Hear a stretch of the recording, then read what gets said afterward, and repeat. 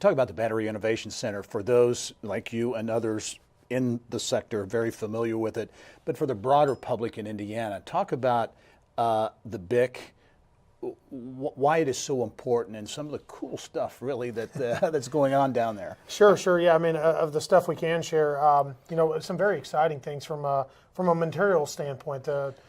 Working with companies helping get their technology over the gap. That's that really where we focused is rather than having technology that just kind of stays in an incubator or stays in that R&D loop, actually putting it out into production, getting it into products, making connections, those battery companies with end users, folks like Cummins and Facebook and Amazon, Rolls-Royce, among others, being able to get that next generation of technology into their hands. And very key, the key word I think is commercialization. Sure. And that's a big focus because there's a lot of research, a lot of R&D going on that maybe doesn't necessarily go anywhere, Sure. but from a commercialization standpoint, that's a key focus. Yeah, that's a great point, Gary. There's a lot of folks that talk about those game-changing, revolutionary breakthrough technologies, but they're really data sheets are in a lab. They've not gotten to market, and/or they don't have a way to get them to market. We're very focused on, yes, that commercialization. How do we actually make the business sense for that product, both in getting the technical capabilities solved, getting the processes and the procedure set up, but also connecting it to, again, end users, making sure that we have a product that it can go into that it's already applicable to. What is the potential for the BIC to be involved as we talk about the fuel efficiency debate and that issue that has been ongoing for a long time, but the role that the BIC can play on really a global basis potentially?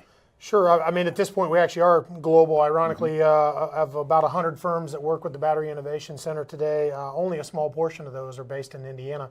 The balance of those are global. Our focus is for the next generation technology is there are some incremental changes. So the goal is to make what we have, the hybrid vehicles that are out there today. You're seeing increases in that already. You look at like the Nissan Leaf, you look at the Tesla, look at all the advances that have made. We're looking at some incremental, but there's also a couple of years down the road, and no longer that 10 or 15 years down the road, we're seeing pretty substantial changes. We've got some battery tech today that's starting to show promise to be on par with fossil fuel from a watt hours per kilogram standpoint. So some pretty unique breakthroughs that are coming along. Can Indiana lead? I mean, really lead in this whole advanced energy? Absolutely. Ironically, I would say Indiana has a history that some people are not familiar with. You look back in the 90s with the EV1, designed and done up on the northeast side of Indianapolis. You've got Cummins, you've got Rolls-Royce here, you got Allison Transmission with their hybrid drive systems that have now been out for quite some time. You've got Interdel, Altair Nano, Johnson Controls was here at one point. Indiana has a rich heritage in battery technologies. Delphi Automotive as well with the Advanced Battery Group.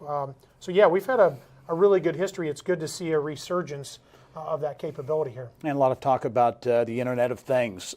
Sure. And the IoT Lab, I think, being christened in Fishers next week, opening officially next week. There's a connection, a real working relationship that you have with them too. Absolutely, yeah. With John and the team at IoT Lab, you can recognize that a connected product, be it wireless or whatever, needs an energy source in most cases. That's typically going to be a battery.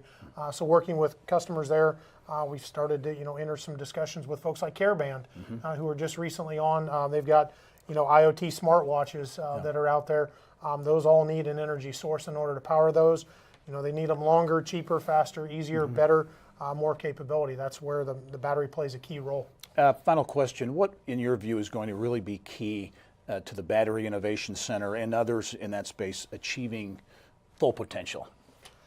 I think it's awareness. I would still say today that's the biggest thing is awareness that those types of capabilities that are there, that some of this battery tech, it's us helping share our clients' capabilities out into the network. A lot of these startups don't have big marketing departments. They've been focused purely on making sure their product works. We've been doing the same. How do we make connections for them into the industry? Is raising that awareness, making sure that folks are keenly connected.